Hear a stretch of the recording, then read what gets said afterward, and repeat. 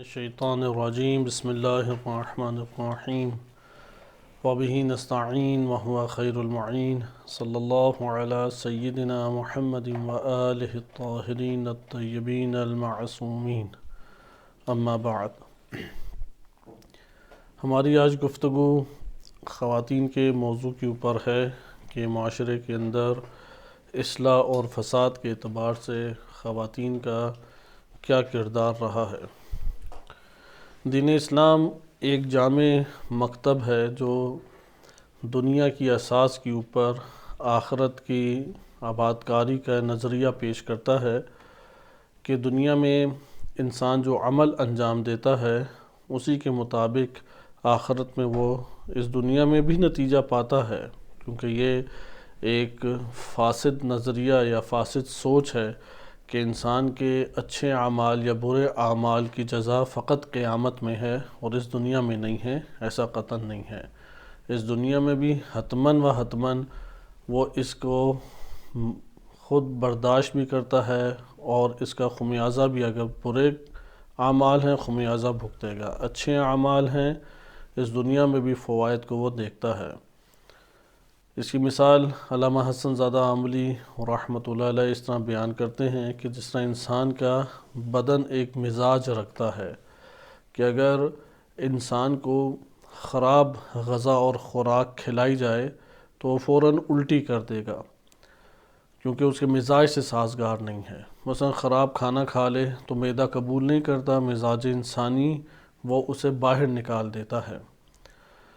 بعض اوقات ایسا ہوتا ہے کہ ایک چیز زیادہ فاسد ہوتی ہے، خراب ہوتی ہے، اس لیے وہ معدے میں جاتے ساتھ ہی مزاج انسانی فوراً باہر نکال دیتا ہے۔ بعض ایسی چیزیں جو کم فاسد ہیں خراب، لیکن وہ خراب بھی مزاج انسانی سے سازگار نہیں ہیں، لہذا وہ کچھ گھنٹوں کے بعد انسان اسے باہر نکال دے گا جو اس کے مزاج سے نہیں سازگار۔ اسی طریقے سے اس جہان کا بھی ایک مزاج اللہ تعالیٰ نے خلق کیا ہے۔ اس جہان کے مزاج کے ساتھ مزاج جہان، مزاج کائنات کے ساتھ سازگار نیک عمل ہے، اچھا عمل ہے۔ اگر نیک اور اچھا عمل انسان ایجاد نہیں کرے گا تو یہ جہان اسے نکال کے اسی کے سامنے اس کا عمل لے کے آ جائے گا۔ لہٰذا یہ خیال نہیں کرنا چاہیے کہ ساری چیزیں صرف آخرت میں ہی انسان کو جھیلنے پڑیں گی، نہیں، اس دنیا میں بھی انسان کو اسی طریقے سے سامنا کرنا پڑتا ہے۔ ہم یہاں پہ خواتین کے موضوع کو در حقیقت اسی پس منظر میں ملاحظہ کریں گے۔ انسانی معاشرے تبدیلی کو آئے روز برپا کرتے رہتے ہیں۔ مثلاً ممکن ہے کہ کوئی معاشرہ کسی زمانے میں مومن تھا، اہل ایمان میں سے تھا، اب اہل فسق و فجور اور کفر و شرک سے لبریز ہو چکا ہے۔ اس کے برعکس بھی ممکن ہے کہ ایک معاشرہ ممکن ہے کہ کسی دور میں اہل فتنہ اور اہل فسق و فجور کہلاتا تھا، لیکن اب اس کے اندر تبدیلی پیدا ہو گئی اور وہ تبدیل ہو گیا۔ معاشرے تبدیلی پیدا کرتے ہیں، اس کے اپنے عوامل اور اپنے اسباب ہیں۔ ان اسباب میں ایک اہم کردار خاتون ادا کرتی ہے۔ چند مثالیں معاشروں کی تبدیلی کی میں آپ کے سامنے رکھ دیتا ہوں تاکہ خاتون کے کردار کو اس میں پھر ہم ملاحظہ کر سکیں۔ اصحاب کہف کو اگر آپ مطالعہ کریں، سورہ کہف میں اصحاب کہف کا تذکرہ ہے، فلم بھی بن چکی ہے، اگرچہ اس فلم میں بہت ساری خیالی باتیں ہیں، لیکن لب لباب اور اس میں اہم واقعات انہوں نے حقیقت کی ترجمانی کر رہے ہیں۔ اس میں بہت ساری چیزیں جو قرآن کریم کے واقعات اور روایات اہل بیت علیہ السلام میں وارد ہوا ہے اس کو ظاہر کیا ہے، لیکن سارا کچھ اس میں حقیقت کے مطابق نہیں ہے۔ بہرحال اس میں جو اہم چیز ہے، اور قرآن نے بھی اس کی تصدیق کی، کہ معاشرہ اہل شرک اور کفر سے لبریز تھا، کیونکہ سلطنت روم کی بہت بڑی سلطنت تھی، اس سلطنت کا وہ ایک چھوٹا سا حصہ تھا جہاں پہ اصحاب کہف رہا کرتے تھے۔ یہ نبی صلی اللہ علیہ وسلم سے 200 یا 250 سال پہلے کی بات ہے، یا ایک صدی پہلے کی بات ہے۔ عیسائیت، حضرت عیسیٰ علیہ السلام 500 سال پہلے نبی صلی اللہ علیہ وسلم کے آئے۔ حضرت عیسیٰ علیہ السلام کتاب انجیل لے کے آئے اور شریعت عیسوی لے کے آئے۔ البتہ وہ پوری جہان اور پوری دنیا کے لیے نہیں تھا، ایک خاص خطے کے لیے تھا، اس میں یہ خطہ روم بھی شامل تھا۔ حضرت عیسیٰ علیہ السلام کے مکتب کو فوراً قبول نہیں کیا گیا، کیونکہ شام اور فلسطین کے علاقوں میں حضرت عیسیٰ علیہ السلام تشریف لائے اور اسی سے ملحق یورپ کے علاقے بنتے ہیں۔ ان علاقوں میں آہستہ آہستہ ترویج ہونے لگی۔ بہت زیادہ ظلم و ستم کیا گیا جناب عیسیٰ علیہ السلام کے پیروں کے اوپر، لیکن چند صدیاں لگیں اس کو اپنی حاکمیت پیدا کرنے میں۔ حضرت عیسیٰ علیہ السلام کے آسمان پہ اٹھائے جانے کے بعد یا چوتھے آسمان کے اوپر متوفی ہونے کے بعد تقریباً 200 یا 300 سال کے بعد روم کے اندر اس کے عناصر، اس مکتب عیسوی کے عناصر وہ اجاگر ہونا شروع ہو گئے۔ اصحاب کہف حکومتی سطح کے بڑے عہدیدار افراد تھے، 6 یا 7 افراد تھے، اور ان میں سے آغاز میں مثلا اس دور کا، چونکہ بادشاہت کا نظام اس دور میں ہوا کرتا تھا، آج بھی بہت سارے ممالک میں بادشاہت کا نظام ہے، تو یہ بادشاہت کا نظام یہ تقاضا کرتا ہے کہ ایک فرد کے ہاتھ میں پوری مملکت ہو۔ تو رومی امپائرز یا روم کی جو بادشاہت ہے وہ معروف ہے دنیا میں، تقریباً نصف جہان کے اوپر ان کی حکومت تھی۔ تو انہی کے حکومت کے ماتحت ایک علاقہ آیا کرتا تھا۔ اس علاقے کے اوپر جو حاکم بادشاہ تھا، چونکہ اس نے تو روم کے دستورات کے مطابق چلنا ہے، اور یہ سارے بت پرست لوگ تھے، مشرک لوگ تھے، حقیقت میں بادشاہی کو ایک نوع خدا یہ لوگ سمجھا کرتے تھے۔ لہٰذا بادشاہ اس اساس کے اوپر اپنے علاقوں میں حکمرانوں کو معین کرتا تھا کہ اس کی کاملاً تابعداری کی جائے۔ اب یہ جو علاقہ مختصر سا تھا کہ آج کے دور میں یونان کا علاقہ بنتا ہے یا موجودہ روم کا علاقہ بنتا ہے، اس میں اس بادشاہ کے، یعنی یہ جو حکمران ہے، اس حکمران کے داماد اور اسی طرح سے جو چیف آف آرمی سٹاف ہے، ان کے فوجی افسر ہے، یا اس طرح سے کلیدی اور بڑے منصب کے لوگ، یعنی وہ افراد کے جن کے دنیا کے اعتبار سے پیٹ بھرے ہوئے تھے، دنیا کی عیاشیاں اور لذات انہیں حاصل تھیں اور کوئی غم انہیں نہیں تھا، اور وہ اپنی دنیا کو آباد کرنے کے لیے خطرات سے بھی دور رہتے تھے۔ تو یہاں پہ نظریاتی ٹکراؤ آ گیا، اور ایک نظریاتی ایسا ٹکراؤ آیا کہ جو ان کی دنیا اور ان کے جان مال کے لیے شدید خطرے میں انہیں ڈال دینے والا تھا۔ اصحاب کہف نے اپنی جان، اپنے مال، اپنے عزیز اقربا سب کی جان کو خطرے میں ڈالنا قبول کیا، اور اللہ سبحانہ وتعالیٰ کی توحید اور اس کی شریعت، اللہ کی نازل کردہ شریعت پر ایمان لے آئے۔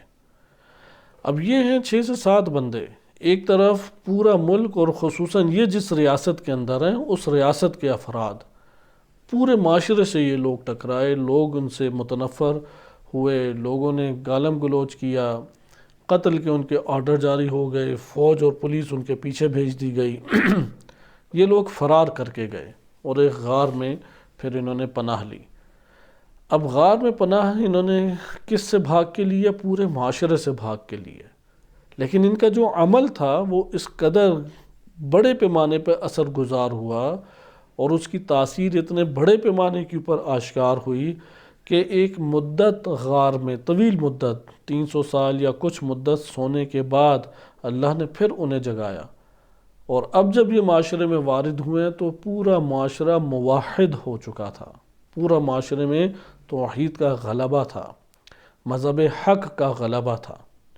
یعنی انہوں نے آنکھوں سے اپنے ان اقدامات اور اثرات کو دیکھا، اور اللہ تعالیٰ نے پھر ان کو سلا دیا، یا ممکن ہے کہ وفات دے دی ہو، دونوں احتمال موجود ہیں۔ یہاں پہ نقطہ اہمیت کا حامل یہ ہے کہ جب آپ معاشرے میں تبدیلی کی کوشش کرتے ہیں تو ضروری نہیں ہے کہ آپ نے نتیجہ دیکھنا ہے، بندہ تو نتیجہ نہیں دیکھ پاتا جو اقدام کرتا ہے۔ کتنے ہی افراد اس دور میں بھی شریعت عیسوی کی حقانیت اور سربلندی کے لیے بڑی تعداد شہید ہو گئی، انہوں نے تو اپنی زندگی میں نہیں اثرات اس کے مرتب دیکھے، لیکن جہان کے اوپر اثر پڑ رہا ہے، سازگار ہے، صحت مل رہی ہے کائنات کو، دنیا کو، کیونکہ مزاج سے سازگار کفر و شرک نہیں ہے، اس دنیا اور کائنات کی مزاج سے سازگار توحید ہے۔ توحید ہوگی تو دنیا امن دے گی، توحید ہوگی تو دنیا بہترین ثمرہ دے گی، بہترین نتیجہ دے گی۔ یہ ایک تبدیلی کا آپ نے منظر دیکھا۔ اس تبدیلی میں فقط انہی 6-7 بندوں کا کردار ہے یا دیگر کا بھی کردار ہے، ابھی ہم اسے آگے دیکھتے ہیں، لیکن تبدیلی کا ایک واقعہ آپ نے مطالعہ کیا۔ اسی طرح سے ہمارے پاس تبدیلی کا ایک بڑا واقعہ جو تاریخ نے ذکر کیا ہے وہ حضرت نوح علیہ السلام ہے۔ حضرت نوح علیہ السلام کا معاشرہ، پورا معاشرہ فاسد تھا، کیونکہ جیسے عرض کیا کہ مزاج ہے دنیا کا، تو دنیا کے اس مزاج میں تحول آیا، پانی اپنے وجود کو ظاہر اور غالب کر گیا اور ایک بہت بڑا طوفان ابھرا۔ اس میں حضرت نوح علیہ السلام اور ان کے پیروں کو اللہ سبحانہ وتعالی نے نجات عطا کی۔ اس معاشرے کے اندر جو تبدیلی، یعنی اس قدر بڑا فساد کہ پوری نوع بشر سوائے ان چند افراد کے سب ہلاکت میں پڑ گئے۔ یہ جو تبدیلی اس قدر بڑے پیمانے پہ لائی ہے، اس کی کیا وجوہات تھیں؟ کتنا بڑا عذاب آ گیا۔ اب عذاب والے واقعات کثیر ہیں، یقیناً معاشرے میں تبدیلی آئی ہے تو عذاب آئیں، اور عذاب 1-2 دنوں میں تو نہیں آتے۔ وہ جو برائیاں اس وقت آشکار کی گئی، فاسد نظریات آشکار کیے گئے، ہزاروں لوگوں نے کیے ہوں گے، وہ مر گئے، پھر اگلی نسل آئی، وہ بھی مر گئی، پھر تیسری نسل آئی، یہاں تک کہ وہ فساد بڑھتا گیا، وہ سب کو گھیرے میں اس نے لے لیا۔ نہ کہ صرف ایک نسل نے فساد برپا کیا۔ لہٰذا یہ بھی ایک تبدیلی کا منظر ہمارے سامنے ہے، اور اسی عنوان سے آپ کئی ایسے مناظر کو دیکھ سکتے ہیں، جیسے قوم لوط، حضرت لوط علیہ السلام، ابراہیم علیہ السلام کو جب نمرود نے باہر نکال دیا اپنی سلطنت سے، کیونکہ انہیں شہید نہیں کر پایا، انہیں قتل نہیں کر سکا، تو آخری حربہ یہی ہوتا ہے کہ اپنی ریاست سے باہر نکال دے، تو ملک بدر کر دیا۔ حضرت ابراہیم علیہ السلام نے اس مملکت سے نکلنے کے بعد ایک اور مملکت کی بنیاد رکھی۔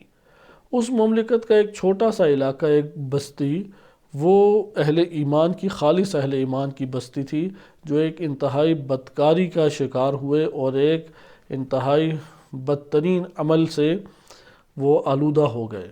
یہاں پہ حضرت ابراہیم علیہ السلام نے اپنے بھتیجے یا بھانجا حضرت لوط علیہ السلام ان کو بھیجا، لیکن وہاں پہ آپ دیکھیں کہ کس طریقے سے حالات تبدیل ہوتے رہے کہ قوم کے اوپر انتہائی شدید عذاب آیا، انتہائی شدید۔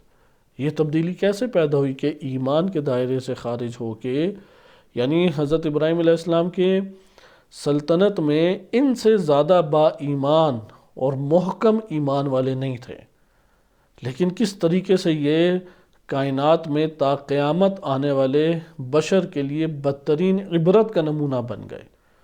اور جدا طور پہ ابراہیم علیہ السلام کو، لوط علیہ السلام کو بھیجنا پڑا، یعنی اللہ تعالیٰ نے ایک نبی ان کے درمیان بھیجا، لیکن اصلاح نہیں کی انہوں نے۔ اس کے کیا عوامل تھے؟ اہل ایمان سے اہل فسق و فجور اور کفر و شرک کے دائرے میں یہ معاشرہ کیسے آ گیا، کیسے فاسد ہو گیا یہ معاشرہ؟ یہ تو سارے مومن تھے۔ یا نوح علیہ السلام کا جب طوفان تھما تو کرۂ ارض کے اوپر تو کوئی اور بشر بچا ہی نہیں تھا۔ اب جو افراد خالص مومن تھے وہ تو معجزہ دیکھ چکے تھے، وہ تو اللہ تعالیٰ کی طرف سے نجات کا عظیم ایک واقعہ اور حادثہ جو کشتی میں سوار ہو کے انہیں میسر آیا دیکھ چکے تھے۔ اس کے بعد بت پرستی کہاں سے آ گئی؟ اس کے بعد کفر و شرک کہاں سے آ گیا؟ یقیناً یہ اہل ایمان ہے کہ جو کفر و شرک و گمراہی اور ضلالت میں منتقل ہو گئے، تو معاشرے تبدیل ہوتے ہیں۔ اسی طرح ایک تبدیلی نبی صلی اللہ علیہ وسلم کے دور میں ہوئی کہ اس قدر تیزی سے تبدیلی بشریت میں کم ہی ہمیں دیکھنے کو ملتی ہے، کہ جو کئی سو سال یا کئی سال امتیں سفر کرتی تھیں، وہ سفر نبی صلی اللہ علیہ وسلم نے بہت مختصر وقت میں کر دیا۔ 23 سال انہیں کل زمانہ لگا کہ 13 سال مکہ میں اور ریاست اسلامی انہوں نے مدینہ میں قائم کر لی۔ اس میں کردار تبدیلی کے اعتبار سے واضح ہے، زمانے جاہلیت سے معاشرے کو زمانے ہدایت میں لے کے آئے، لیکن اتنی ہی تیزی سے یہ واپس بھی پلٹا رحلت رسول صلی اللہ علیہ وسلم سے۔ کیا عوامل تھے؟ کیوں معاشروں میں یہ تبدیلیاں اس طرح سے ہمارے سامنے آ رہی ہیں؟ آپ کی خدمت میں اور بہت سارے ایسے معاشروں کی تبدیلی کے واقعات پیش کیے جا سکتے ہیں۔ حالیہ دور کو اگر آپ لے لیں، حالیہ دور میں ہمارے پاس تبدیلی کے اعتبار سے کئی معاشرے نمونے عمل اور نمونے عبرت ہیں۔ ہم اپنے سرزمین پاک و ہند کو لیتے ہیں۔ برصغیر کی سرزمین اگرچہ ایک طویل زمانے سے طویل تاریخ ہے کہ جس میں وہ ہندو مکتب کے پیروں ہیں، لیکن اسلام کو آئے ہوئے بھی ایک طویل دور گزر چکا ہے، طولانی دور گزر چکا ہے۔ یہاں پہ تعجب آور بات ہندو اور اسلام مذہب کی نہیں ہے، تعجب آور بات یہ ہے کہ 2 صدیاں جن مذاہب کو ایجاد ہوئے ہوا ہے، ان کی اتنی گہری تاثیر پڑ گئی ہے کہ ہندو مذہب بھی خطرے میں پڑ گیا، اسلام مذہب بھی خطرے میں پڑتا چلا جا رہا ہے۔ جیسا مثلا کمیونزم لے لیں، لبرلزم لے لیں، مٹیریلزم لے لیں، مادہ پرستی کو لے لیں، یہ وہ مذاہب ہیں کہ جو اندر سے لوگ قبول کرتے چلے جا رہے ہیں۔ یعنی خدا کی ذات یا بعض دینی بزرگ شخصیات اور ان کے مراسم وہ اپنے دنیا کے امور کو حاصل کرنے کا ایک ذریعہ بن کے رہ گئے ہیں، وَإِلَّا قلب کے اندر سے اور دل کے اندر جھانک کے دیکھیں تو مادہ پرستی چھائی ہوئی ہے۔ اندر جھانک کے دیکھیں، لبرلزم کا یہ پیرو ہے، نیشنلزم کا یہ پیرو ہے۔ یہ جدید مذاہب ہیں، جدید مکاتب ہیں جس نے گہری چھاپ اس ٹائم ذہنوں کے اوپر ڈالی ہے، اور اس ٹائم حکومتوں کے اوپر کوئی حکومت ہندو یا کوئی حکومت مسلم نہیں ہے۔ حکومت کیا ہے؟ ڈیموکریسی کی غربی جمہوری حکومت کے طور طریقوں کے اختیار کر کے حکومت کرنا چاہتے ہیں، جس میں لبرلزم کو لے کے آنا چاہتے ہیں، مٹیریلزم کو لے کے آنا چاہتے ہیں۔ لہٰذا اسی کی اساس کے اوپر وہ ملک کی حدود کی بھی پابندی کریں گے، اسی کی اساس پہ قوانین بنائیں گے، اور اس طرح سے دیگر امور کو انجام دیتے ہیں۔ لہٰذا آپ نے اس جگہ پر یہ ملاحظہ کیا کہ کیسی تاثیر برپا ہوتی ہے مذاہب اور نظریات کی، اور پھر معاشرے تبدیل ہونے لگتے ہیں۔ اس ٹائم معاشرے تبدیلی کی طرف جاتے جا رہے ہیں۔ واضح ہمارے پاس مثلا اس ٹائم اگر ہم دقت کریں ایک مثال کے طور پہ کہ اس ٹائم خطوں کے اندر اسلام کی اساس کے اوپر تحریک کا ابھرنا مشکل ہوتا چلا جا رہا ہے، لیکن مٹیریلزم، لبرلزم اور اسی طرح سے دیگر جو نئے مذاہب ہیں اس کی اساس کے اوپر لوگوں کا قیام جو ہے وہ ہمیں آشکار ہوتا دکھائی دینے لگ گیا ہے۔ پہلی جنگ عظیم، دوسری جنگ عظیم اسی کا ایک نمونہ ہے۔ تو یہ تبدیلی معاشروں کے اندر ہوتی ہے۔ معاشروں میں تبدیلی کو خود اب ہم جدا طور پہ کسی اور وقت مطالعہ کریں گے کہ اس کے عوامل کیا ہیں۔ چند عوامل پہ تو ہمیں نگاہ رکھنی چاہیے۔ ان میں سے اہم ترین عوامل یا اہم ترین سبب جس سے معاشرے تبدیل ہوتے ہیں وہ ایمان اور ایمان سے عاری ہونا ہے۔ اگر ایمان کے دوش کے اوپر معاشرے زندگی بسر کریں تو تبدیلی امن کی صورت میں آئے گی، برکات کی صورت میں آئے گی، رحمتوں کی صورت میں آئے گی۔ مبارزہ باطل کے ساتھ رہے گا، لیکن یہاں پہ ہم ثمرہ اس کا یا نتیجہ اور پھل اس کا کاٹیں گے۔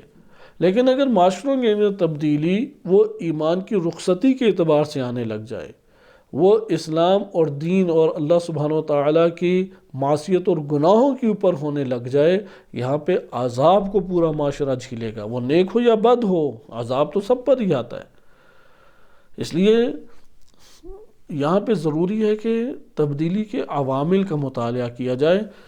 اس کو ہم کلی طور پہ بعد میں دیکھیں گے۔ ہم خواتین کے موضوع پہ آئیں کہ خواتین کا کیا کردار ہو سکتا ہے۔ مردوں کا ایک بڑا کردار ہے بلا شک و شبہ، اور ہمارے معاشرے عموماً مردوں ہی کے اس کردار کو عیاں زیادہ کرتے ہیں۔ ہم معاشروں کی تبدیلی کے اندر اصلاح کے بھی اعتبار سے، فساد کے بھی اعتبار سے ہم آئیں مطالعہ کرتے ہیں کہ خواتین اس میں کیا کردار ادا کرتی ہیں، اور دین اسلام نے اس عنوان سے خواتین کو کیا عنوان دیا ہے یا ان کے متعلق کیا گفتگو کی ہے، اس کو آئیں اب ہم مطالعہ کرتے ہیں۔ ایک معاشرہ جب بھی تشکیل پاتا ہے تو وہ خانوادوں سے تشکیل پاتا ہے۔ اس کے اوپر غور و فکر کرنے کی ضرورت ہے۔ آپ اگر اس کے اوپر غور و فکر کریں تو یہ حقیقت آشکار ہوگی کہ ایک ملک وہ اگر صوبوں میں تقسیم ہو، شہروں میں تقسیم ہو، ضلعوں میں تقسیم ہو، بالآخر سب کی بنیاد ایک کنبہ، ایک فیملی، ایک خاندان بنتا ہے۔ خاندانوں کے ہی پھر شاخیں نکلتی ہیں تو اس سے ایک مثلا قصبہ بن جاتا ہے، کئی قصبوں سے شہر بنتے ہیں، شہروں سے صوبے بنتے ہیں، صوبوں سے ریاست بن جاتی ہے۔ لہٰذا اس ریاست کے درخت کی جڑ جو ہے وہ خاندان ہے۔ خاندان کے مطالعے میں دین اسلام نے سب سے اہمیت کا حامل خاتون کو قرار دیا ہے۔ لہٰذا جب ہم خانوادگی امور میں فیملی ممبر کے طور پہ خاتون کو ڈسکس کرتے ہیں تو اس سے یہ مراد نہیں ہے کہ ایک خاتون جو گھر کی چار دیواری میں بند ہے اور بس شب و روز ایک ہی کام کر رہی ہے اور اس کے کوئی نیکی نہیں ہے، کوئی وہ خدمت نہیں انجام دے سک رہی، معاشرے میں کوئی اثر ہی نہیں ڈال رہی، یہ سوچ باطل سوچ ہے۔ دین اسلام نے سب سے پہلے اس سوچ کو آ کے توڑا ہے۔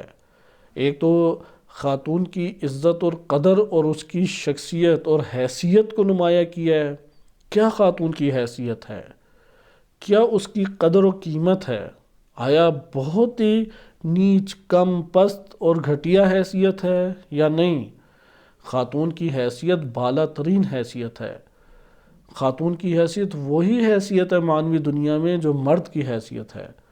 خاتون کے اور مرد کے درمیان جو فرق اللہ سبحانہ و تعالیٰ نے اگر رکھا ہے وہ دنیاوی امور چلانے کے لیے ہے، نہ کہ یہ فرق رکھا ہے کہ مرد ہونے کی اساس کے اوپر بالا تری آ جائے اور خاتون ہونے کی اساس کی بنیاد پر اسے دبا دیا جائے۔ یہ زمانے جاہلیت کی سوچ تھی۔ لہٰذا دین اسلام نے اس کے اوپر بحث کی ہے کہ خاتون کی حیثیت، اس کی عزت اور قدر اور اس کا مقام کیا ہے۔ خاتون کا مقام وہ دین اسلام نے جو بیان کیا ہے اس سے خوبصورت ترین مقام اصلاً کہیں وجود نہیں رکھتا۔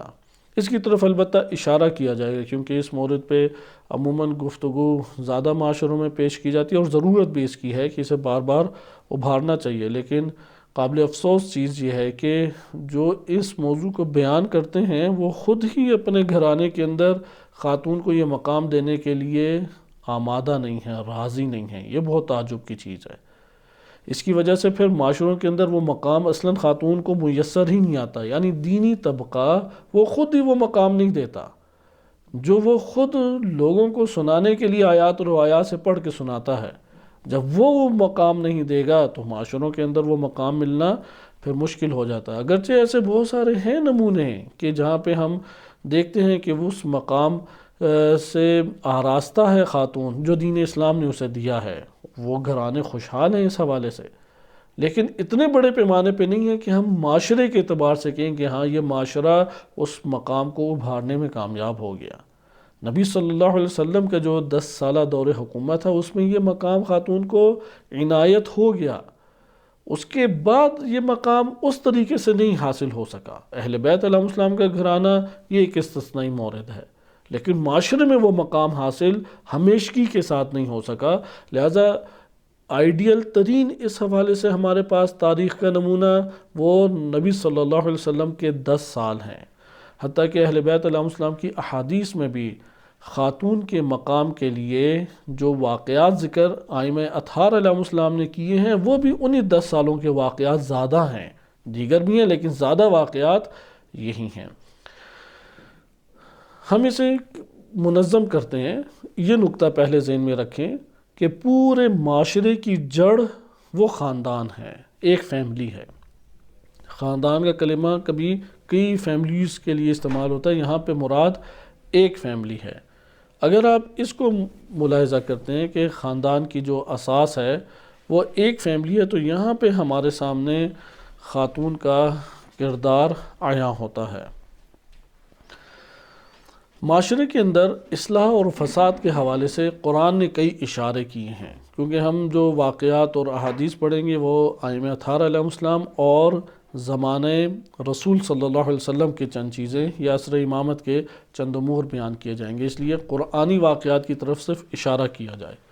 قرآن میں تکرار کے ساتھ ایک مطلب ذکر کیا گیا ہے کہ ایمان اور عمل صالح وہ مذکر انجام دے یا مؤنث انجام دے، زن انجام دے یا مرد انجام دے، اللہ کی نظر میں دونوں کے لیے اجر ہے اس کے عمل کے مطابق۔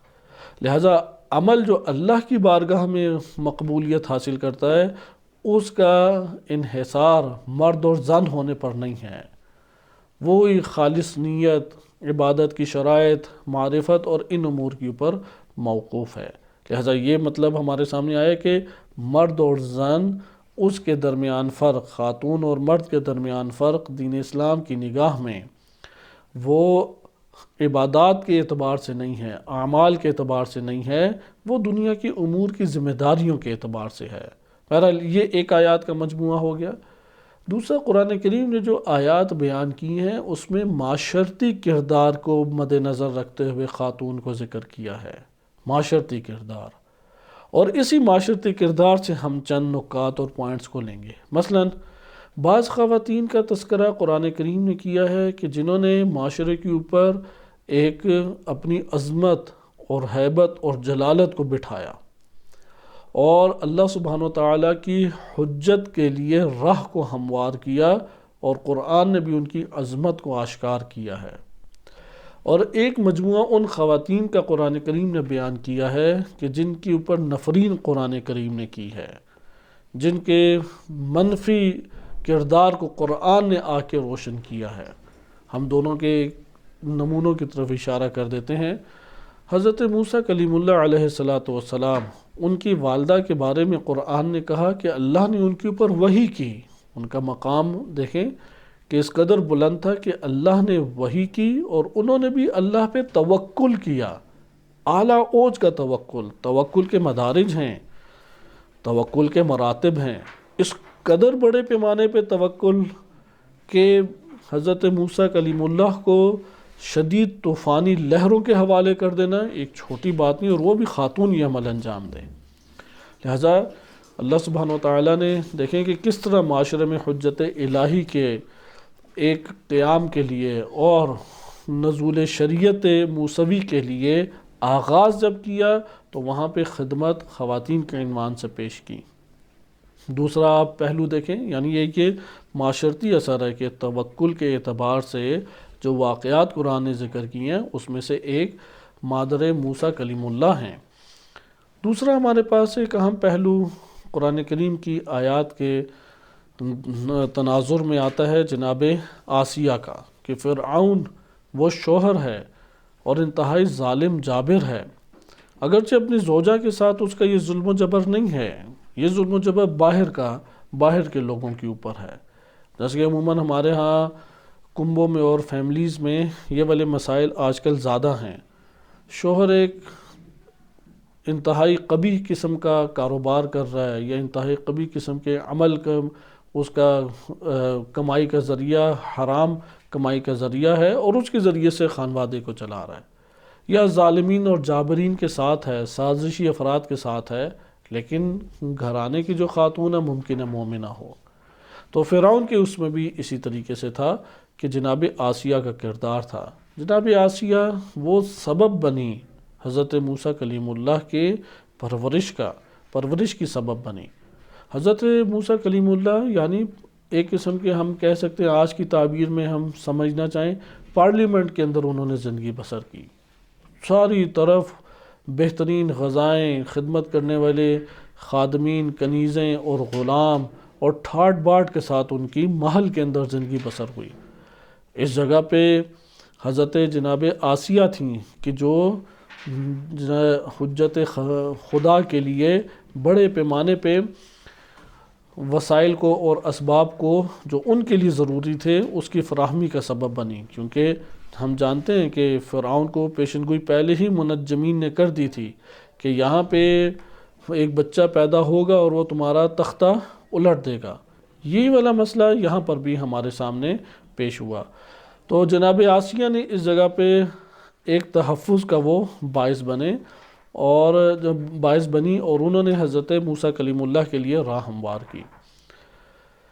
اچھا، اسی طرح سے اب ایک اور واقعہ جو قرآن نے ذکر کیا ہے، صرف اشارے آپ کی خدمت میں کرنا مقصود ہیں، ان میں سے ایک اور واقعہ ہمارے پاس ہے جناب مریم سلام اللہ علیہا کہ اللہ نے پوری کی پوری سورہ ان کے نام کے اوپر جاری کی۔ ان کی جلالت، ان کی ہیبت، ان کی عظمت ان کی عظمت کا اقرار، ان کی پاکیزگی اور طہارت کا اقرار تا قیامت آنے والے بشر کے لیے لازم اور ایمان کا جز قرار دیا گیا ہے۔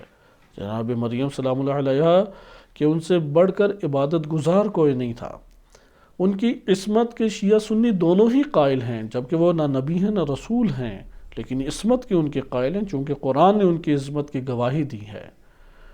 یہ بلند ترین مقام کہ پورا معاشرے کے عابد اور زاہد ایک طرف اور ان کی شخصیت ایک طرف، تو یہ جو آپس میں ہمارے سامنے آتا ہے توازن، تقابل، اس میں جناب مریم علیہ السلام کا کردار سامنے، اور یہ بھی حجت الہی کے وجود کا اس دنیا میں آنے کا باعث قرار پا رہی ہیں۔ یہ بھی ایک وجود الہی کی پرورش اور تربیت کا باعث قرار پا رہی ہیں۔ ادھر آپ معاشرتی اس اثر کو ملاحظہ کریں کہ جو قرآن بیان کر رہا ہے۔ ایک تو نتیجہ ہے وہ ان کی عظمتیں ہیں، ایک ان کا عمل ہے کہ وہ عمل کیا معاشرے میں انجام دے رہی ہیں۔ مثلا مادر موسیٰ کیا عمل انجام دے رہی ہیں۔ نمبر 2، جناب آسیہ کیا عمل انجام دے رہی ہیں۔ ہر دو جو بزرگوار خواتین، بزرگ خواتین ہیں، وہ حجت الہی کی تربیت اور زمینہ ہموار کرنے کا باعث بن رہی ہیں۔ جناب مریم علیہ السلام وہ چونکہ بالاتر ہیں، تو اس بالاتری کی وجہ سے قرآن نے ان کی اس عظمت اور بالاتری کو بھی بیان کیا، لیکن کس چیز کا سبب بن رہی ہیں؟ حجت الہی کی تربیت کا اور ان کے لیے زمینہ فراہم کرنے کا باعث بن رہی ہیں۔ اسی طرح قرآن میں اور بھی ہمارے پاس خواتین کے موارد آ جاتے ہیں کہ جس کے اندر جیسے جناب ہاجر اگرچہ نام نہیں ہے، لیکن تذکرہ اشارتاً حج کے عنوان سے ان کی طرف اشارہ موجود ہے۔ یا قرآن کریم نے بیٹی کے اعتبار سے یا قبیلے میں بہن کے اعتبار سے یا ماں کے اعتبار سے، زوجہ کے اعتبار سے گفتگو کی ہے۔ یہ ایک پہلو ہو گیا۔ معاشرے کے اندر اصلاح کے عنوان سے ان کا اہم ترین کردار ہے۔ فاسد خواتین کی طرف آئیں جنہوں نے معاشروں کے اندر فساد کو برپا کیا اور معاشروں کے اندر ایک گہری تاثیر فساد کے اعتبار سے ڈالی۔ ان میں ہمارے پاس اولین درجے کے اوپر جو واقعہ ہے وہ حضرت یوسف علیہ السلام کا ہے کہ وہاں پہ ایک خاتون کا تذکرہ بھی قرآن نے کیا جسے کتابوں میں زلیخا کہا گیا ہے، البتہ قرآن نے زلیخا نام نہیں لیا، کردار فقط بیان کیا ہے۔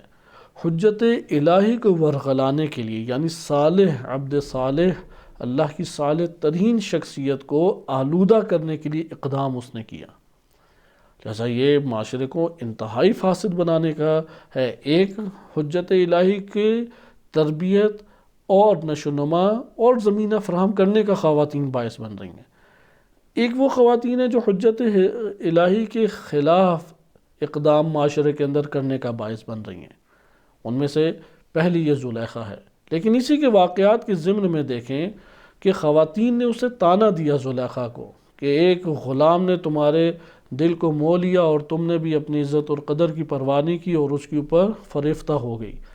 یہاں پہ یہ جو خواتین کا مجمع ہے، یہاں پہ اس سے یہ نقطہ ہمارے پاس آشکار ہوتا ہے کہ یہ وہ خواتین ہیں جنہوں نے معاشرے کو آلودہ کیا ہوا تھا۔ یہ وہ خواتین ہیں کہ جنہوں نے اغوا شیاطین، شیطان نے ان کے ذریعے سے فرعون اور اس کے درباری اور اس معاشرے کے اعلیٰ عہدیداروں کو اغوا کیا ہوا تھا۔ لہذا انتہائی فحاشی کے ذریعے سے بدترین ایک ماحول بنانا اور ان کو پھر گناہوں کی راہ کے اوپر لگا دینا، ایک کردار ہمارے سامنے۔ اسی طریقے سے ایک اور کردار جسے قرآن کریم نے ذکر کیا ہے وہ حضرت نوح علیہ السلام و جناب لوط علیہ السلام کی زوجات ہیں، زوجہ ہیں لیکن شوہر کے خلاف، کیونکہ شوہر کوئی علیحدہ طرز تو زوجہ کے ساتھ اختیار نہیں کر سکتا جو دیگر گھرانوں میں اسے ممتاز کرے سوائے عدالت کے۔ انبیاء علیہ السلام ایسا نہیں ہے کہ ان کے جسم سے نور نکل رہا ہے، رات کو چراغ جلانے کی ضرورت ہی نہیں ہے، روٹی خود ہی پک جاتی ہے اور کھانے میں کمی نہیں ہوتی، یہ امور تو نہیں ہوتے۔ جس طرح عام لوگ زندگی بسر کرتے ہیں اسی طرح سے انبیاء وائمہ علیہ السلام اپنے گھرانے میں زندگی بسر کرتے ہیں۔ فرق کہاں پر ہے؟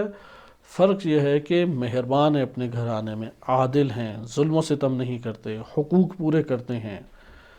لہذا شریفانہ زندگی جسے کہتے ہیں کہ البتہ عصمت کے درجے کی زندگی بسر کرتے ہیں، اس میں رحمت بھی یقیناً پھر عصمت کے درجے کی ہوگی، عفو درگزر اور خطاؤں سے درگزر کرنا وہ بھی اسی درجے کا ہوگا، سختی بھی اسی درجے کی ہوگی۔ جیسے کہ بعض واقعات ہیں کہ امام رضا علیہ السلام کی ایک کنیز مامون نے ان کو ہدیہ کی، تو اس کنیز نے خود واقعہ بتایا، کیونکہ امام رضا علیہ السلام کی شہادت کے بعد وہ کنیز جو ہے وہ شیعوں کے درمیان اپنے واقعات بیان کیا کرتی تھی کہ جب میں امام رضا علیہ السلام کی ہمراہ تھی تو کیا میرے ساتھ پیش آیا اور کیا میں نے دیکھا۔ تو انہی میں سے ایک واقعہ وہ بیان کرتی تھی کہ جب ہمیں ادھر منتقل کیا تو مامون کے پاس پہلے ہم تھے تو طرح طرح کے کھانے تھے، کوئی ہمیں تنگ کرنے والا نہیں تھا، نماز کے لیے کوئی اٹھاتا نہیں تھا، نیندیں خوب ہم پوری کرتے تھے، بہترین لباس تھا، آزادی حاصل تھی، جو کھانا پینا چاہتے ہیں وہ کھا پی لیتے تھے، کاموں کے لیے دیگر افراد بھی ہمارے ساتھ تعاون کرتے تھے، ایک جنت میں گویا تھے۔ اب جب امام رضا علیہ السلام کے پاس آئے تو امام رضا علیہ السلام نے ایک خاتون قرار دی ہوئی تھی جو نماز شب کے لیے آ کے اٹھاتی تھی، وہ کہتی تھی سب سے سخت ہمارے لیے یہی کام تھا۔ پھر کھانا پینا جو گھرانے کے اندر تھا وہ امام رضا علیہ السلام امت کے درمیان جو کردار رکھتے تھے اس کے مطابق ہمیں غذا ملتی تھی، وہ تو ہمارے سامنے سارے پھل ہیں، میوے ہیں اور طرح طرح کی مرغن غذائیں وہ ساری غائب ہو گئی۔ تیسری طرف ہمیں عبادات کے علاوہ کام کاج کرنا پڑتا تھا، تو ہمیں تو ایسا محسوس ہوا جیسے ہم ایک جہنم میں آ گئے ہوں۔ تو امام رضا علیہ السلام نے ان کی جب حالت کو دیکھا کہ یہ قابل برداشت نہیں ہے میرا گھرانہ، تو اسے پھر ایک اپنے صحابی کو ہدیہ دے دی۔ تو وہ خاتون کہتی ہے میں اس کے گھر منتقل ہوئی تو ہم نے گویا کہ اللہ کا شکر ادا کیا کہ ہمیں سختی سے نکل آئے، کہ اب تو ہمیں فجر کے ٹائم یا نماز شب کے لیے کوئی اٹھانے والا فرد موجود نہیں ہے۔ تو لہٰذا یہ والے کردار انبیاء وائمہ علیہ السلام کے گھرانوں میں ہے۔ ایسا نہ سمجھے کہ وہاں پہ ایمانی جو ہے ہمارا لیول اتنا بلند ہو جاتا ہے خود ہی اٹھ جائیں گے، بھوک جو ہے وہ آرام سے برداشت ہو جائے گی، وہاں پہ جذبات جو ہیں وہ خود ہی کنٹرول ہو جائیں گے، اور ہم مثلا شوہر کے ساتھ جو عموماً ہو جاتی ہے تھوڑا سا اختلاف یا نزاع کی کیفیت پیدا ہو جاتی ہے وہ نہیں ہوگی، نہیں، یہ سارے کے سارے امور وہاں پہ رہتے ہیں۔ تو حضرت لوط علیہ السلام و نوح علیہ السلام ان کے دور زندگی میں خاتون کا جو کردار ہے وہ افکار کے اعتبار سے ہے، کیونکہ قبائلی زندگی اور رشتہ داروں سے شدید پیوستگی یہ مرد و زن دونوں میں ہی پائی جاتی ہے، تو یہ خواتین معاشرے کو نہیں توڑ سکیں اپنے اندر سے، اس لیے معاشرے کے نظریات بھی رکھتی تھیں اور چھپائے ہوئے تھیں اپنے وجود کے اندر سے ان کے ساتھ ملی ہوئی تھی۔ قرآن نے آ کے ان کی حقیقت کو آشکار کیا۔ لہذا لوط علیہ السلام ان کے گھر جب یہ فرشتے وہ غلمان بن کے آئے، یعنی 13-14 سال کی عمر کے لڑکے بن کے آئے، تو حضرت لوط علیہ السلام کی زوجہ نے جا کے آگ جلائی اور دھواں جلایا، یہ علامت ہوتی تھی کہ یہاں پہ مہمان آئے ہوئے ہیں، لہذا وہ قوم کے ساتھ ملی ہوئی تھی، شوہر کے سامنے آشکار نہیں اپنے آپ کو کرتی تھی، لیکن قرآن نے آشکار کیا کہ معاشرے کے اندر کیسا فساد انہوں نے برپا کیا، یعنی فکری فساد اور معاشرے کے اندر نبی کے مقابلے میں معاشرے کا ساتھ دینا، یہ تباہ کاری انہوں نے پیدا کی۔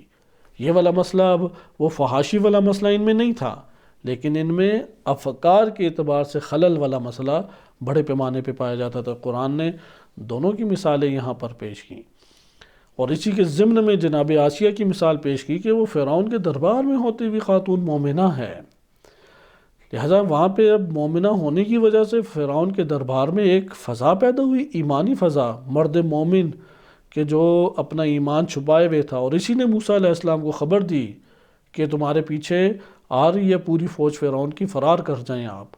اب یہ جو فضا پیدا ہوئی ہے یہ صرف ایک مرد کی وجہ سے تو نہیں ہے، مرد اور زن دونوں کا وہاں پہ ایک کردار ہمارے سامنے ہے۔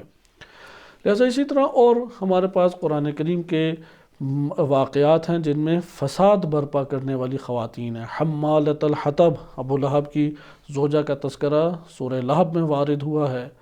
اسی طرح اور ہمارے پاس عناوین کے تحت ہے کہ قرآن نے خبیثات کا ذکر کیا ہے، صالحات کا بھی ذکر کیا ہے، مومنات کا ذکر کیا ہے اور اس کے مقابلے میں مشرکات کا ذکر کیا ہے، اور اس طرح یہ ایک تقابل بھی قرآن کی بعض آیات میں اپنی جگہ عناوین کے ساتھ موجود ہے۔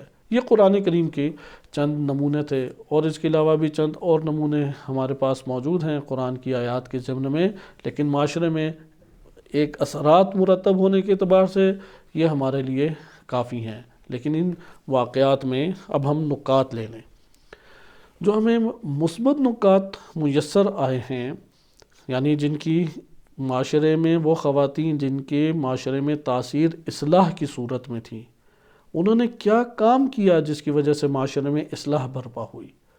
انہوں نے تو تلواریں جا کے نہیں چلائیں، انہوں نے تو جا کے مختلف عہدے اور منصب نہیں سنبھالے، کیا کردار عطا کیا جو قرآن نے ذکر کر دیا۔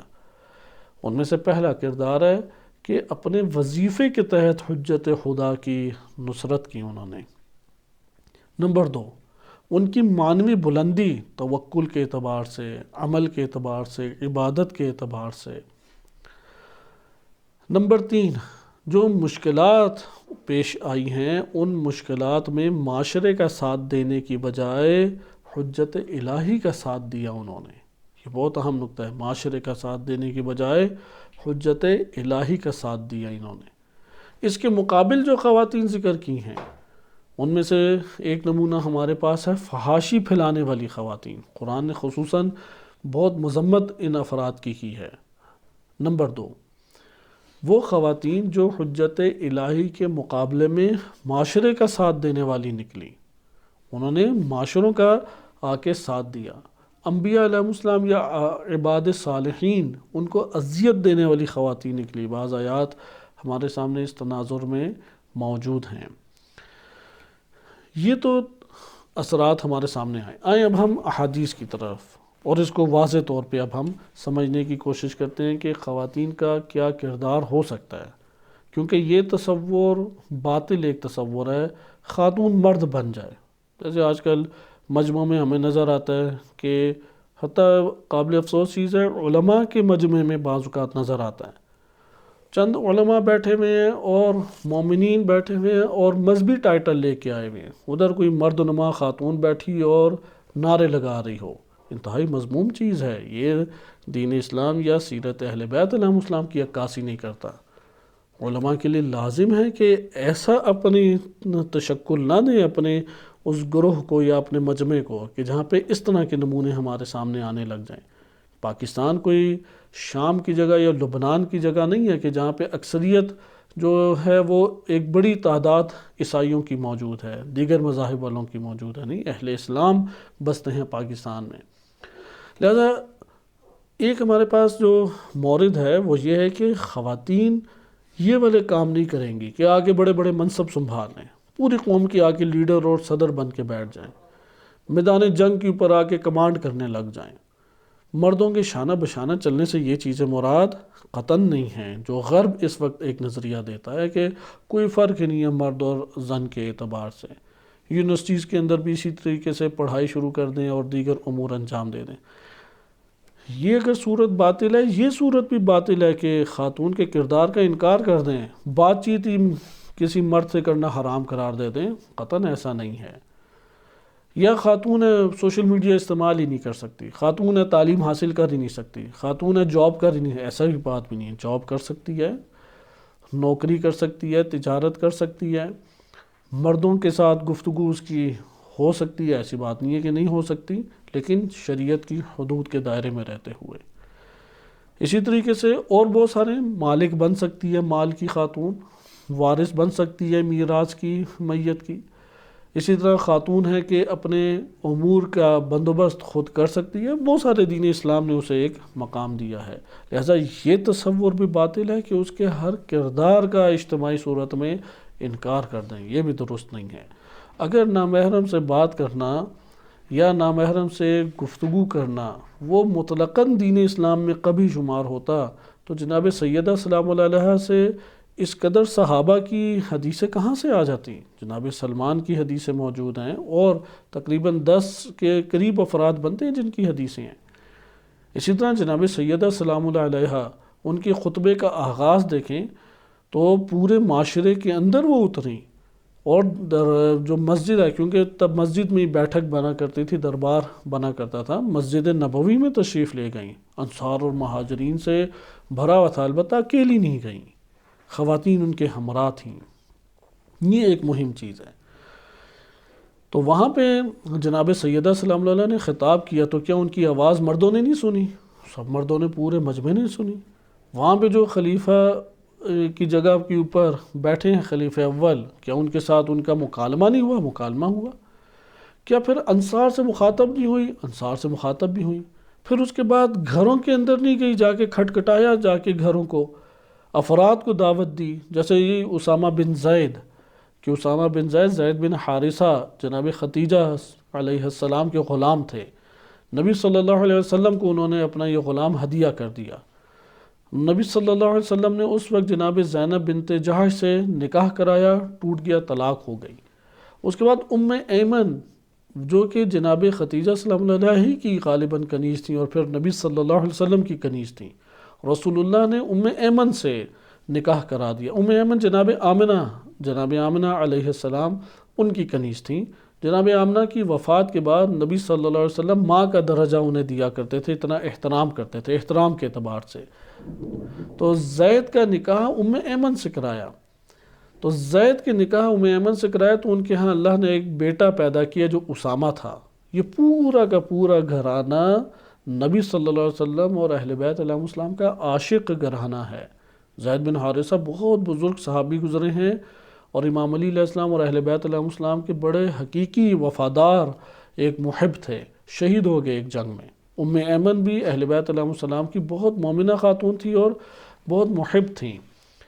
لیکن اسامہ کے گھر جناب سیدہ گئیں اور دعوت دی ولایت کے لیے نکلنے کے لیے۔ اسامہ نے انکار کر دیا کہ ہاں معاشرے نے لوگ اگر معاشرے میں نکلے تو میں بھی دیگر لوگوں کو دیکھ کے نکل آؤں گا، دروازہ بند کر دیا۔ یہاں اسامہ سے بات چیت کی یا نہیں؟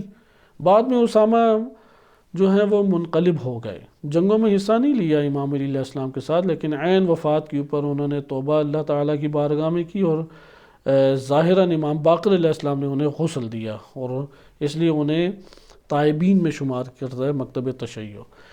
خلاصہ کلام یہ چیز ہمارے سامنے آئی کہ افراط تفریط باطل ہے۔ افراط یعنی حد سے تجاوز کر جائیں، اتنا اسے آپ بڑھائیں کہ گھر میں مرد کا کردار خاتون عطا کر رہی ہو، معاشرے کے اندر جو معاشرے میں پارلیمنٹ کے اندر کردار ہے وہ مرد بن کے خاتون ادا کر رہی ہو، قاضی کے درمیان مرد بن کے خاتون ادا کر رہی ہو، جنگوں میں مرد بن کے خاتون ایک کردار ادا کر رہی ہو، یہ کردار باطل کردار ہے، خاتون کا قابل مذمت کردار ہے۔ قرآن نے اسے کوئی سراہا نہیں ہے۔ یہ اللہ کی حدود اور حجت الہی کی دائرے سے باہر ہوں تو یہ خواتین کے کردار ہمارے سامنے آتے ہیں، یہ کردار قطعاً نہیں تھے۔ اہل بیت علیہ السلام کے تعلیمات میں یہ والے کردار نہیں ملتے، لہذا اس کردار کی نفی ہونی چاہیے۔ یہ کردار بھی باطل کردار ہے کہ ایک خاموش چیز بنا کے گھر میں رکھ دیں جس سے جیسا مرضی سلوک کیا جائے، کوئی مسئلہ ہی نہیں ہے، انتہائی پست ترین سوچ ہے۔ یہ بھی کردار دین اسلام کی حدود سے باہر ہے، اسے کہتے ہیں تفریط، افراط اور تفریط۔ مثلا فلاں کام نہیں کرنا، فلاں چیز ممنوع، فلاں چیز ممنوع، تو یہ ایک اداروں میں تو ممکن ہے چل سکے، معاشروں میں نہیں چل سکتا، ادارے تربیت کے لیے ہوتے ہیں۔ مثلا ایک میڈیکل کالج ہے، میڈیکل کالج کے اندر بالآخر خواتین ہیں، ان کی سیکیورٹی کے مسائل ہیں، ان کے اپنے احباب کو مد نظر رکھتے ہوئے روابط ہونے چاہیے، پھر اندرونی چند چیزیں پیدا ہو جاتی ہیں، یہ ایک چار دیواری کا ہونا الگ چیز، لیکن معاشرتی ایک کردار وہ ایک اور ہمارے سامنے کردار کے طور پہ خاتون کا آتا ہے۔ یہاں پہ اب آپ آئیں کہ دین اسلام کیا کردار پیش کرتا ہے خاتون کا، اور ہم اسی کردار کی طرف آنے کی کوشش کریں۔ حوادث بہت سارے ہو جاتے ہیں، ایسا نہیں ہے کہ حوادث نہیں ہوں گے، وہ مردوں کے ساتھ ہوتے ہیں، بچوں کے ساتھ ہوتے ہیں، خواتین کے ساتھ ہوتے ہیں۔ مثلا تہمتیں لگ گئی، اب ایک دفعہ تہمت لگ جائے تو وہ تو زخم پڑ گیا روح کے اوپر خاتون کے، جو اسے احساس ہوتا ہے، وہ تو معاشرے کے اندر اس کی طرف نسبت بن گئی۔ یہ ایک آزمائش ہے، بہت بڑی آزمائش، اور آپ دیکھیں قرآن کریم میں کس کے اوپر، کس خاتون کے اوپر یہ آزمائش گزری، وہ جناب مریم سلام اللہ علیہا ہیں، اور کیا گزری ہوگی ان کے اوپر۔ اور پھر وہ کلمات دیکھیں کہ لوگوں نے کہا کہ تمہارے ماں باپ تو ایسے نہیں تھے مریم، بدکارہ تو تمہاری ماں نہیں تھی، تم کہاں سے نعوذ باللہ ایسی نکل آئی۔ وہاں پہ اگر کوئی ایک عام خاتون اس طرح مجمع میں سنے اور مومنہ ہو، وہ تو شاید اٹھ ہی نہ سکے۔ تو وہاں پہ خدائی ربط کی وجہ سے، اور خدا نے بھی کس طرح ان کی طہارت اور عصمت اور پاکیزگی کو نمایاں کیا کہ تہمت معاشرے نے لگائی، ایک فرد نے نہیں لگائی، معاشرے نے تہمت لگائی۔ اور اللہ تعالیٰ نے تا قیامت آنے والے انسانوں کے لیے ان کی عصمت کی گواہی کو دینا لازم قرار دے دیا۔ یہ لطف الہی ہے۔ اسی طرح یوسف علیہ السلام، ان کے اوپر ایک فرد نے تہمت لگائی، نبی تھے، تہمت تو لگ گئی ان پر، اور جیل بھی انہیں کاٹنی پڑی اور زخم بھی انہوں نے کھائے، لیکن اللہ نے ان کی عصمت تا قیامت آنے والے لوگوں کے لیے آشکار کی۔ لہٰذا بہت سارے حوادث معاشروں کے اندر جنم لے جاتے ہیں۔ یہ چھوٹے واقعات نہیں ہیں کہ جس کو انسان نظر انداز کر دے، اگر معاشرے میں رہتے ہوئے دیکھے اور ان جگہوں کی اوپر اپنے آپ کو اس آزمائش میں گرفتار دیکھے، تو فوراً اللہ کی بارگاہ میں پناہ مانگے گا کہ پروردگار میں تو یہ سکت ہی نہیں اصلاً رکھتا کہ اس آزمائش سے گزر سکوں۔ لہذا یہاں پہ نا امیدی کی بھی بات نہیں ہے، کیونکہ آزمائشیں آتی ہیں سطح ایمانی کے مطابق، ان کا ایمان کا درجہ ہی بہت بلند تھا، تو آزمائش بھی انتہائی بلند ہوئی۔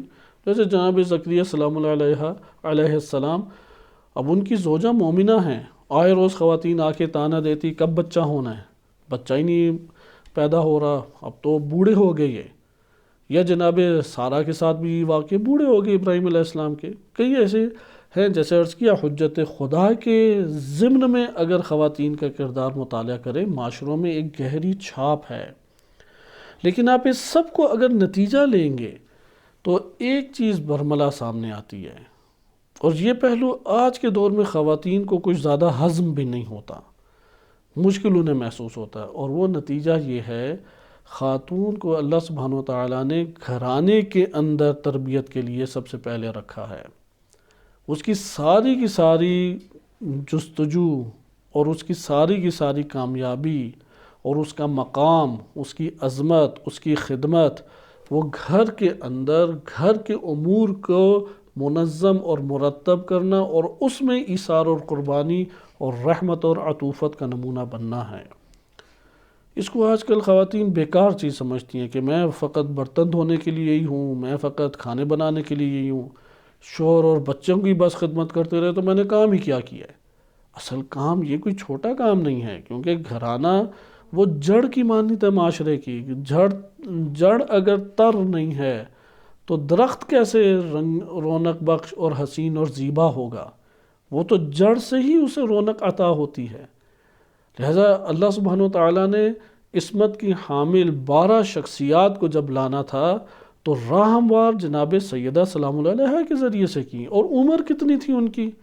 18 یا 21 سال میں، بہت ہوا تو 27 سال، جیسے کہ بعض اہل سنت کے حساب کتاب لگائیں، 18-19 سال کی عمر میں شہید ہے جناب سیدہ سلام اللہ علیہا، لیکن ان سے افضل ترین ہستی کوئی اور نہیں ہے۔ جناب مریم سلام اللہ علیہا پر بھی جو سبقت لے گئیں وہ جناب فاطمہ زہرا علیہ السلام ہیں۔ لہذا یہ آپ دیکھیں کہ جناب سیدہ سلام اللہ علیہا کی گھرانے کے اندر جو خدمات، زحمات، تربیت، اس کے اثرات دیکھیں۔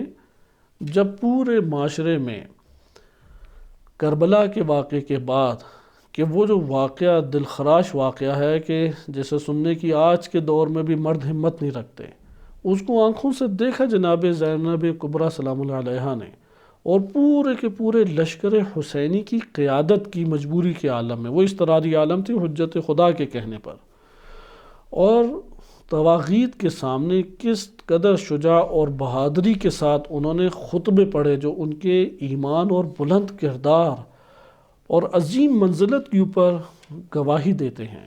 یعنی ایک عام فرد، ایک عام عالم فاضل انسان، وہ بھی اتنے خوبصورت معانی اور معارف کو اتنے منظم طریقے سے بیان نہیں کر سکتا جیسے جناب زینب کبریٰ جناب بنت علی علیہ السلام نے اس طرح سے بیان کیا۔ لہٰذا ایک بہت بڑا کردار۔ لہٰذا آپ نے دیکھا کہ یہ جتنے بھی کردار ہیں اس میں باہر کے یہ والے امور دیکھیں حجت الہی کے تابع ہیں، وَإِلَّا جو خاتون کا سب سے پہلا کام بنتا ہے وہ گھرانے کے اندر ہے۔ اب آئیں میں چند حدیثیں آپ کی خدمت میں ذکر کرتا ہوں اور اسی میں چند نمونے خواتین کے ملاحظہ کریں، اس سے خواتین کو یہ حوصلہ دینا چاہیے، خواتین کو تشویق دلانی چاہیے، حوصلہ افزائی کرنی چاہیے کہ یہ گھر کے امور ایک جہاد ہیں، یہ گھر کے امور ایک بڑے پیمانے پہ معاشرہ سازی کا باعث بنتے ہیں۔ جیسا خود رہبر معظم اپنے گھرانے کی امور میں بتاتے ہیں کہ اگر یہ گھرانے میں مجھے فرصت نہ ملتی اور یہ میرے بچوں کو خاتون نہ سنبھالتی تو کیسے یہ کام کرنے تھے؟ یہ سب مردوں کے لیے کام ہیں۔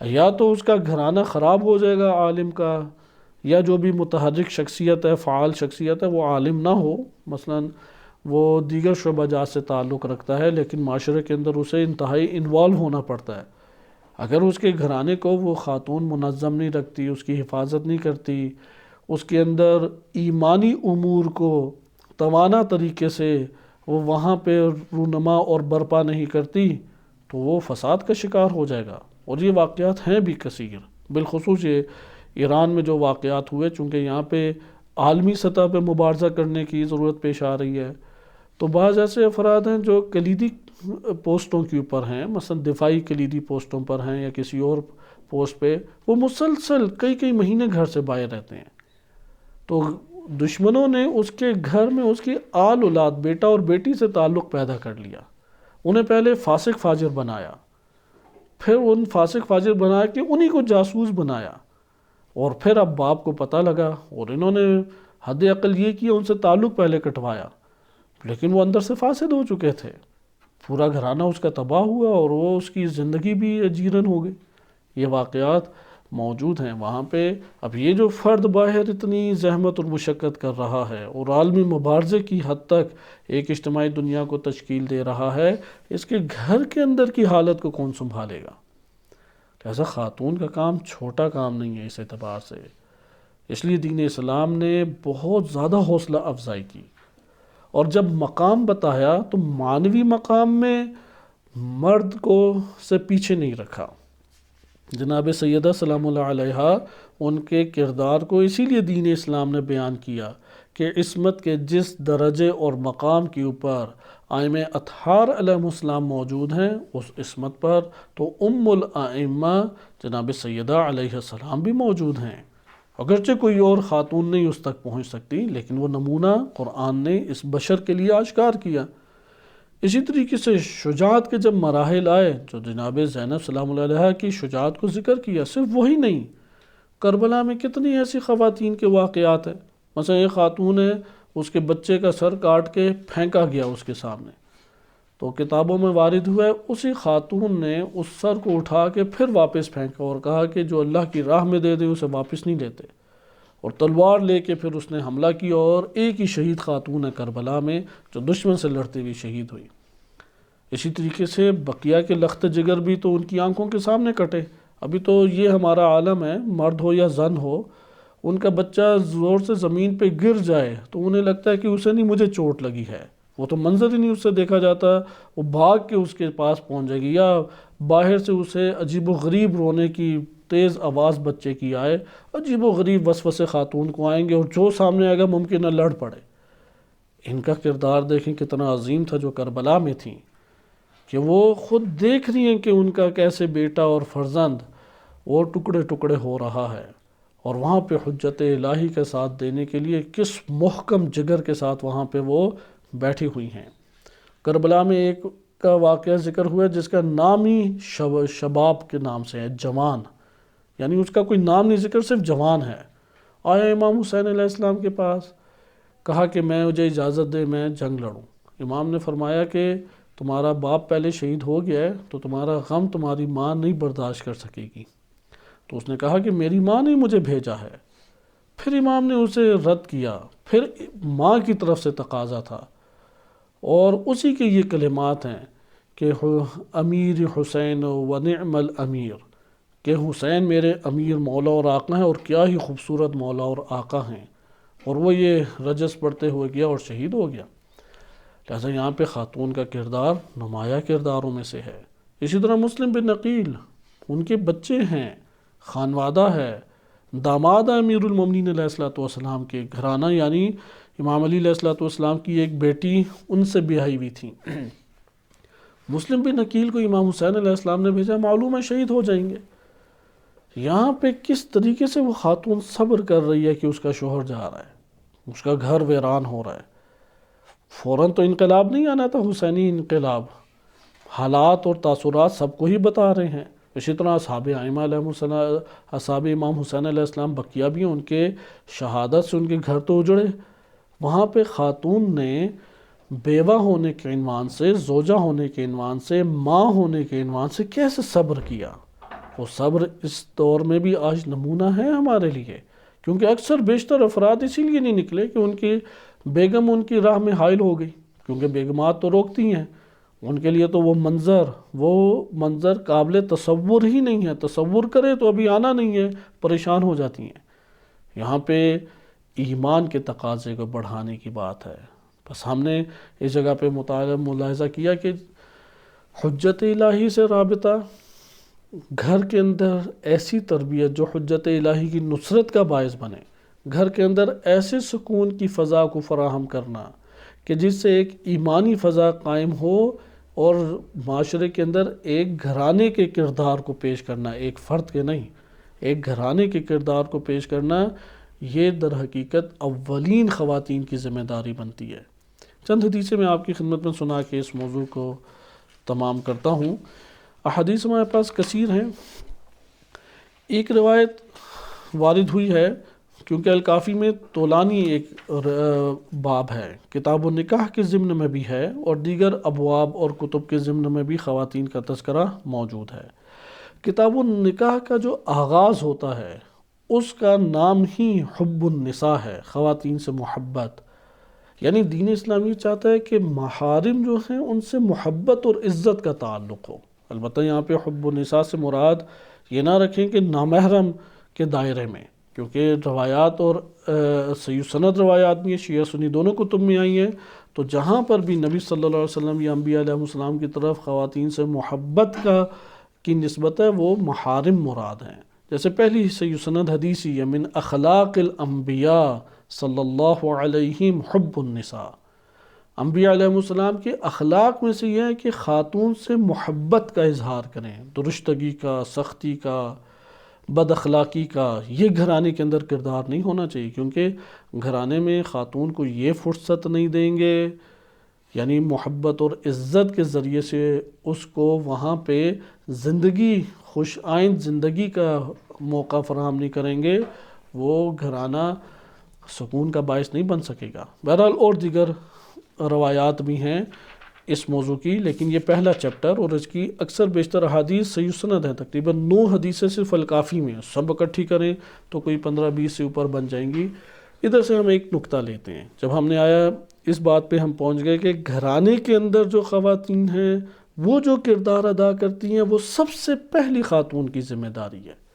بقیہ سب کی سب ذمہ داریاں بات کی ہیں کہ جن کو فرصت مل جائے، اور جو بقیہ امور انجام دے رہی ہے اس میں افضل کون ہے، افضل کون ہے، یہ بہت اہم چیز ہے۔ افضل وہ ہے جو گھر کے اندر خدمت انجام دے رہی ہے، نہ وہ جو ذاکرہ بن گئی ہے، نہ جو استاد بن گئی ہے، وہ مبلغ بن گئی ہے، وہ مجاہدہ بن گئی ہے، وہ فلاں فلاں بن گئی ہے۔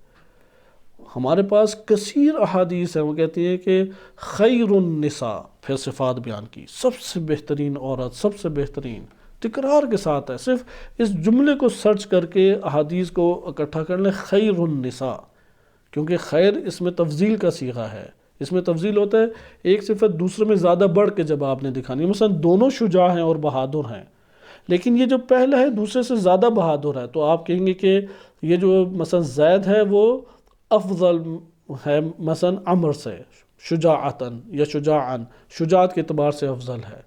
خیر کا کلمہ مبالغے کی حد تک ایک بیان کرنا کے لیے آتا ہے کہ اس میں زیادہ یہ صفت پائی جاتی ہے۔ آپ خیر النساء کے عنوان سے احادیث کو جمع کریں تو آپ کے پاس چند نکات آ جائیں گے۔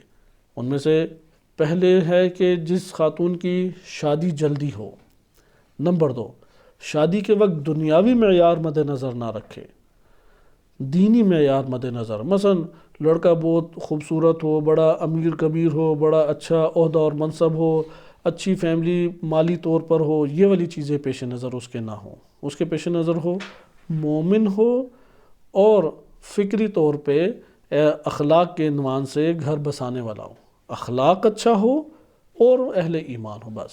نمبر 3 مہر اس کا کم ہو، بہت قلیل مہر رکھتی ہو. نمبر 4 صاحب اولاد ہو، اللہ نے اس سے اولاد پیدا کی ہو. نمبر 5 شوہر کی خدمت گزار ہو اور اس کے غصے کے سامنے خاموش ہو جاتی ہو، یعنی اس کو شوہر دیکھے تو خوش ہو جائے، شوہر زندگی بسر کرنا اس کے ساتھ چاہے. یہ وہ ہیں خیر النساء کے عنوان سے. یہ آپ کے پاس اکثر بیشتر احادیث میں یہ نقطہ نظر آئے گا. اس کے بعد چند اور دیگر نکات ہمارے سامنے آ سکتے ہیں، لیکن خیر النساء ایک ٹاپک بنتا ہے، موضوع بنتا ہے، بیان ہونا چاہیے ہمارے معاشرے میں. اس کو تفصیل سے ذکر کرنا چاہیے خواتین کے درمیان کہ خیر النساء کون سی ہے. بہت سارے امور انجام ہیں. مثلا ایک خاتون ہے جو ڈاکٹر بن رہی ہے اور اس کے بعد نہیں پتا کہ اسے اس کا شوہر اجازت دے گا یا نہیں، یا یہ فیلڈ اس کے کام آئے گی یا نہیں. لیکن ایک خاتون ہے کہ جس نے ممکن ہے عام تعلیم حاصل کی ہو لیکن گھر میں خدمت گزار ہے. اس جگہ ایک صورت استثناء ہے کہ کون سی خاتون افضل. دین اسلام نے بعض احکام نازل کیے ہیں جو سب کے لیے واجب ہیں، مرد و زن کی تقسیم کے بغیر. ان میں سے فریضۃ العلم ہے، علم کا حاصل کرنا مرد اور زن سب پر واجب ہے. لہذا جو خاتون دین کے اعتبار سے زیادہ علم اور معرفت رکھتی ہے اور عمل کے اعتبار سے آگے ہے، وہ مردوں پر بھی فضیلت رکھے گی، نہ کہ خواتین پر. وہ خیر النساء فقط نہیں ہے، وہ خیر النساء والرجال ہے، وہ مردوں پہ بھی فضیلت رکھے گی. ہر علم نہیں، یہ پہلا مورد استثناء. یہ باقاعدہ اس کے اوپر علماء نے تحریریں لکھی ہیں، طویل کلام اس کے اوپر کیا ہے. وہ خاتون افضل ہے جو معرفت اور علم دین ادھر مراد ہے، علم دین کے اعتبار سے افضل ہے. مثلا تفسیر بہت اچھی جانتی ہے، حدیث میں بڑا گہرا وہ ایک مطالعہ رکھتی ہے، اخلاق اور عرفان کے حوالے سے، معارف کے حوالے سے لبریز ہے اور عمل بھی انجام دیتی ہے. اخلاقی اعتبار سے عمل ہے، ہر ٹائم لڑنے جھگڑنے والی، سوء ظن رکھنے والی، تانے دینے والی. روایات نے شر النساء بھی بیان کیا ہے، اور شر النساء میں اس عیب کو بہت شدت کے ساتھ بیان کیا، وہ خاتون جس کی زبان اور جس کی سوچ بچار وہ اذیت دینے والی ہو.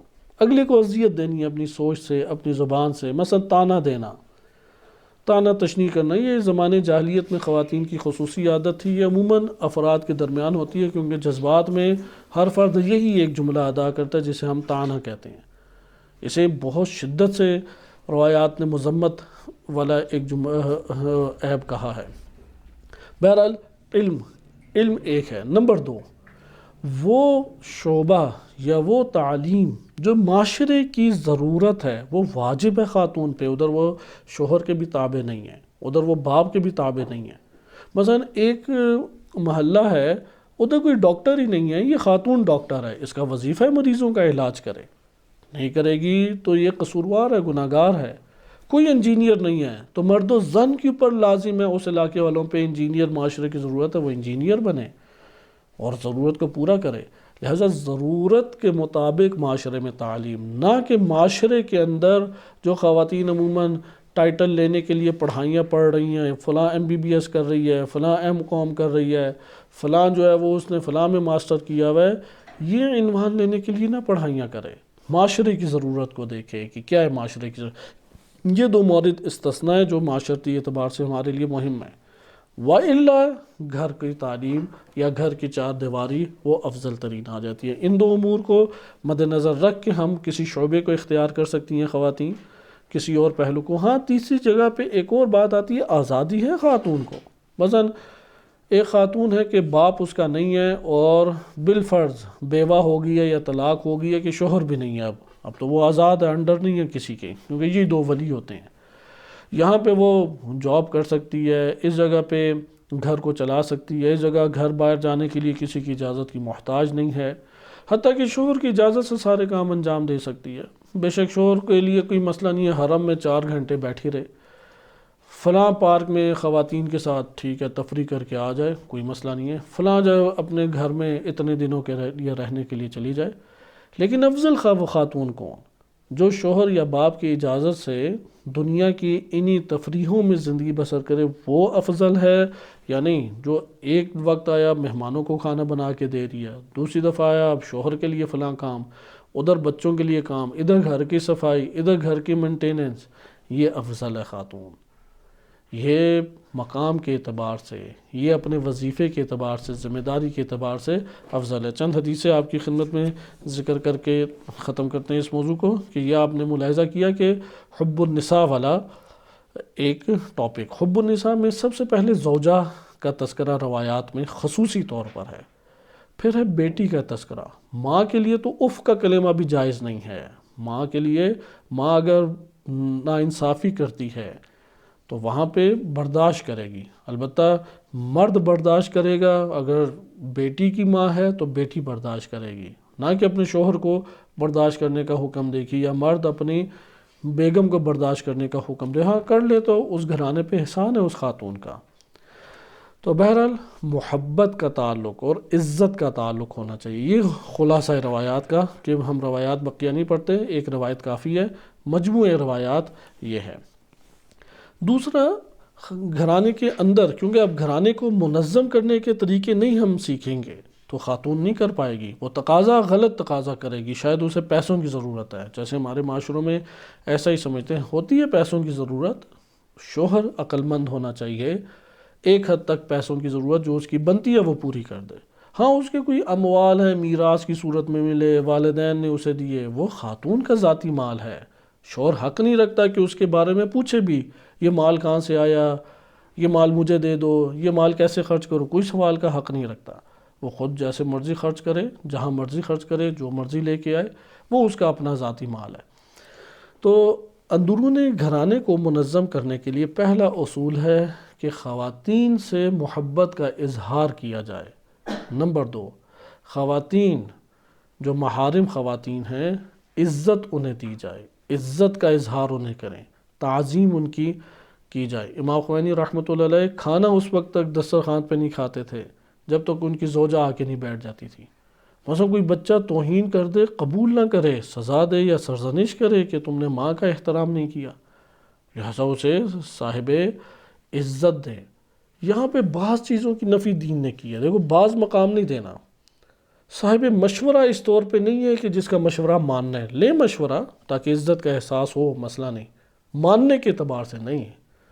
اگر مانا خاتون کا مشورہ ہونے کی بنیاد پہ مانا غلط ہے، اگر عقل قبول کرتی ہے، مرد کی دانائی قبول کرتی ہے، عقل کے مطابق ہے، تو چونکہ اس کے مطابق ہے اس لیے مشورہ لے لیا جائے۔ اچھا یہ بھی نہیں ہے کہ خاتون مشورہ دے نہیں سکتی، دے سکتی ہے، عقل مند نہیں ہو سکتی، عقل مند خواتین ہو سکتی ہیں بلا شک و شبہ، لیکن اس جگہ پہ جو عموماً معاشرے کو مد نظر رکھتے ہوئے دین اسلام نے بعض نکات کو ذکر کیا ہے۔ اسی طرح سے ایک اور پہلو جس کا اسلام نے انکار کی، یعنی یہاں پہ یہ پہلو ہمارے مد نظر ہونا چاہیے کہ دین اسلام یہ نہیں کہنا چاہتا کہ اصلاً خاتون مشورہ نہ دے یا اس کا کردار ہی نہیں، عقل و شعور ہی نہیں رکھتی، ایسا نہیں ہے۔ دین اسلام وہ دروازہ بند کرنا چاہتا ہے جہاں پہ خواتین اپنی طرف مردوں کو مائل کر کے اپنی نادانی والی باتیں وہ ان سے انجام دلوا دیتی ہیں، اس دروازے کو بند کرتے ہیں، کیونکہ خاتون اس حوالے سے جذب خواتین کو جلد کر لیتی ہیں۔ ایک اور چیز جو دین اسلام نے اس حوالے سے ممنوع قرار دی ہے، وہ خاتون کا حاکم بننا ہے گھر کے اندر، حاکمیت کا خاتون کا کسی صورت میں بھی کردار ہمارے سامنے نہیں آنا چاہیے۔ لہٰذا دین اسلام اس عنوان سے اجازت نہیں دیتا کہ حاکمیت کا کردار، مثلا مہمانوں نے آنا ہے، کون کچھ بنائے، یہاں پہ خاتون جو ہے وہ مشورہ دے، لیکن مرد نے اہتمام کرنا ہے، کیونکہ خاتون نفسانی طور پہ بخیل ہے یا نفسانی طور پہ انتہائی فضول خرچ ہو جاتی ہے، ہر دو صورتوں میں بخیل ہونے کی دین اسلام نے تائید کی ہے۔ جب بخیل ہے تو پیسہ نہیں خرچ کرے گی، کہ اچھی خاتون ہوئی تو بخیل ہوگی، بخیل ہوگی تو پیسہ نہیں خرچ کرے گی، جہاں پیسہ خرچ کرنا ہے وہاں پہ مرد اپنا کردار رکھے۔ خطرات میں وہ جلد گھبرا جاتی ہے. گھبرا جانا خاتون کی اچھی صفت ہے، بری صفت نہیں ہے، لیکن یہ تقاضا کرتا ہے کہ جو خطرات والے امور ہیں اس میں خاتون کو سامنے نہ آنے دیں، مرد اپنا کردار ادا کرے. تو اگر اس خطوط کے اوپر معاشرے اور گھرانے ہمارے تشکیل پائیں تو بلا شک و شبہ ایک اچھا گھرانہ تشکیل پا سکتا ہے، اور اچھا گھرانہ ایک اچھے معاشرے کی پہلی اینٹ اور محکم بنیاد بنتا ہے کہ جس کے بعد ایک معاشرہ اپنی اندرون اور اصل اور جڑ کے اوپر کھڑا ہو کے اصلاح کی طرف راغب ہوتا ہے. وصلی اللہ علی سیدنا محمد وآلہ الطاہرین.